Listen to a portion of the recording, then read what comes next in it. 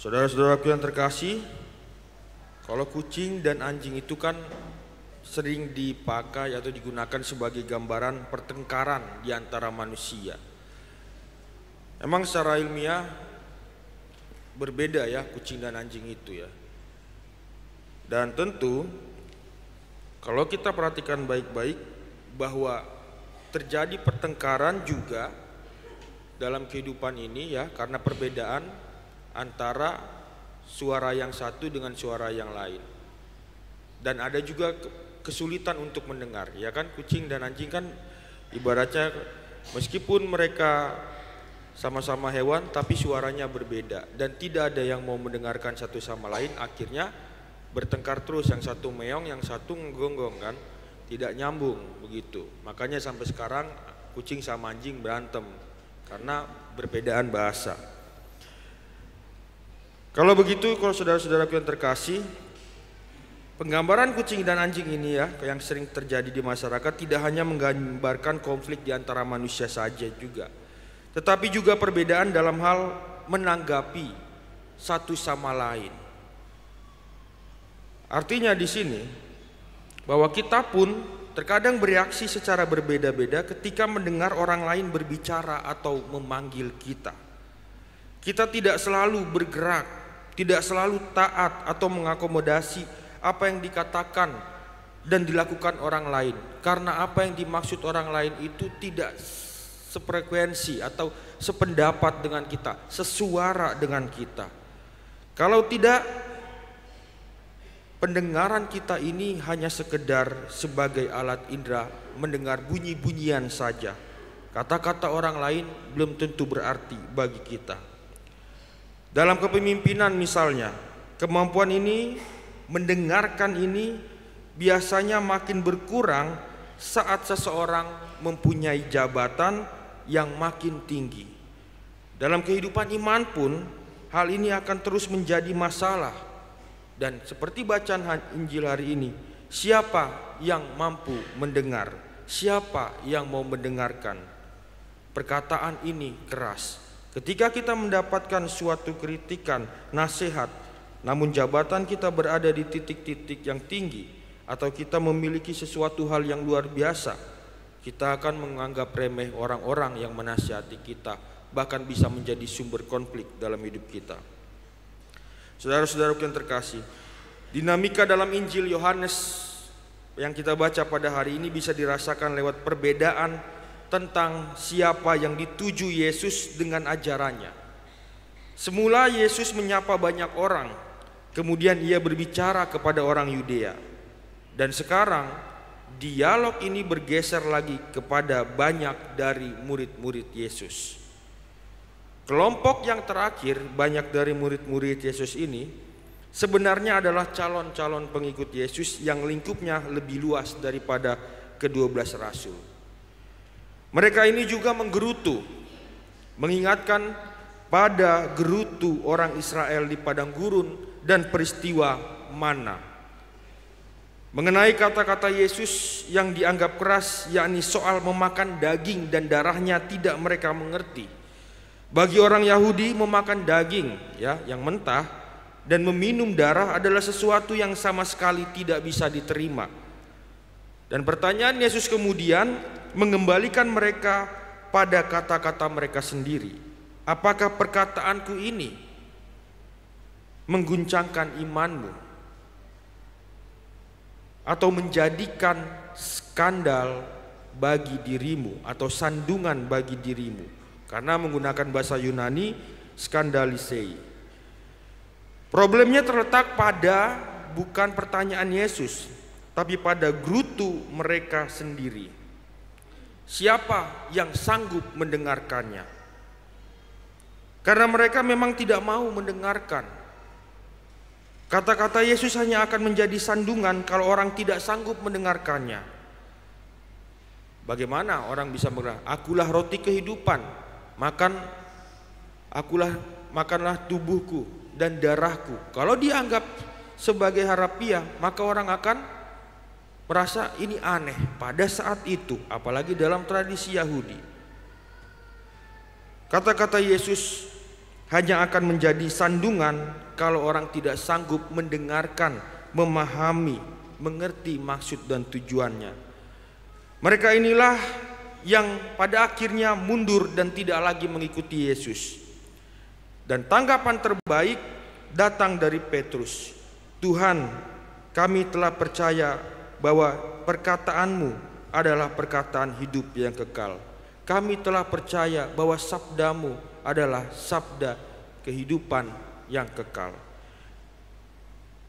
Saudara-saudaraku yang terkasih, sikap moderat, sikap angkuh, sikap paling tinggi di wilayah sosial dan keagamaan diwakili juga dengan kemampuan untuk mendengarkan dan mengakomodasi.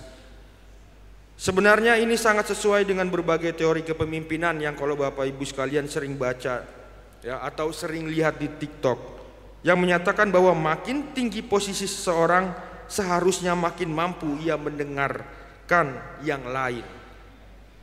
Sayangnya yang terjadi adalah sebaliknya. Kalau kita melihat juga situasi Indonesia saat ini pun demikian. Semakin tinggi posisi seseorang, seharusnya makin mampu ia mendengarkan yang lain. Tetapi yang terjadi adalah sebaliknya. Mereka yang tak mempunyai posisi lebih sering harus mendengarkan, karena memang sudah dibiasakan. Kita yang tidak apa-apa harus mendengarkan mereka yang punya posisi. Sedangkan yang memimpin makin tak mau mendengarkan pandangan orang lain karena merasa sudah memiliki kuasa dan kecerdasan dan bisa menjadi pemimpin. Orang hampir selalu berubah ketika mendapat jabatan yang lebih tinggi, tapi berubahnya kepada sikap tidak akomodatif lagi atau tidak bisa menyalurkan segala aspirasi, pendapat dan suara-suara orang di sekitar kita. Kata-kata orang lain saja tidak didengarkan, apalagi pesan ilahi dari kitab suci yang hanya sekedar tulisan. Menerima perkataan Yesus dalam Injil mengandaikan sikap moderat terhadap pandangan orang lain, sikap bagaimana terbuka dan memaknai lagi pendapat orang lain. Kalau tidak, pesan itu akan menjadi batu sandungan bagi diri kita sendiri. Siapapun yang membaca dengan kitab Yesua pada bacaan pertama mungkin tak dapat menahan diri untuk tersenyum. Bagaimana tidak? Sebab Yosua menuntut orang Israel untuk memutuskan siapa yang akan mereka sembah, Tuhan Allah atau dewa-dewa asing. Hal yang membuat kita tiba-tiba tidak yakin adalah jawaban mereka di bacaan tadi. Jauhlah dari kami meninggalkan Tuhan untuk beribadah kepada Allah lain.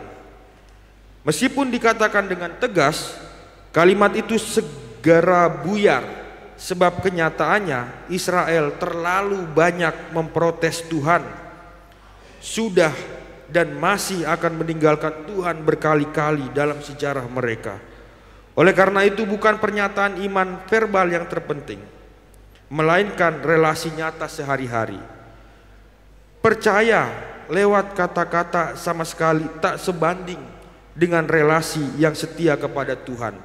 Juga ketika pesan Tuhan itu tidak langsung bisa dicerna.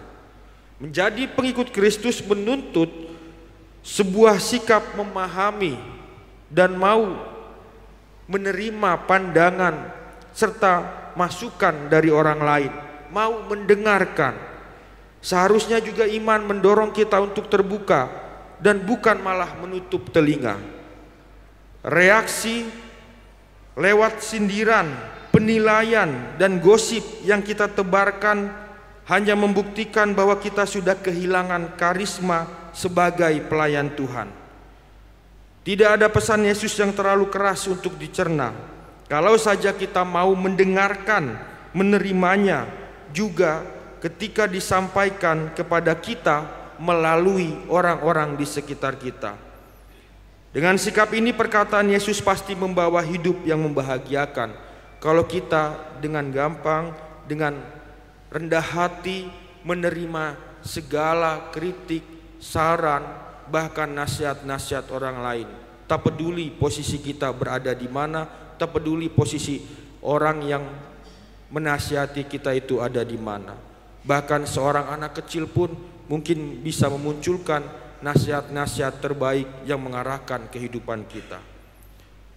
Apakah kita mau seperti kucing atau anjing dalam beriman yang selalu bertengkar hanya karena perbedaan suara? Sebagai kata-kata, jawabannya tidak penting, tapi sebagai relasi, tanggapan kita bisa mendatangkan banyak berkat. Kita sendiri, entah mempunyai jabatan maupun tidak, sudah mengenal suara Yesus. Kita pasti sanggup mendengarkan dan menanggapinya dengan keterbukaan, asal kita mau rendah hati dan juga kembali kepada sikap di mana segala-galanya yang kita terima semua berasal dari Tuhan.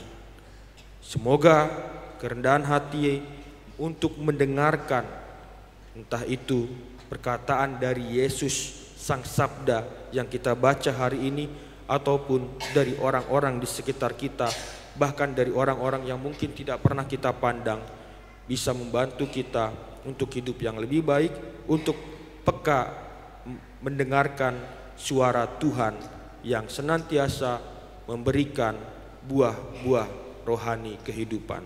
Tuhan memberkati.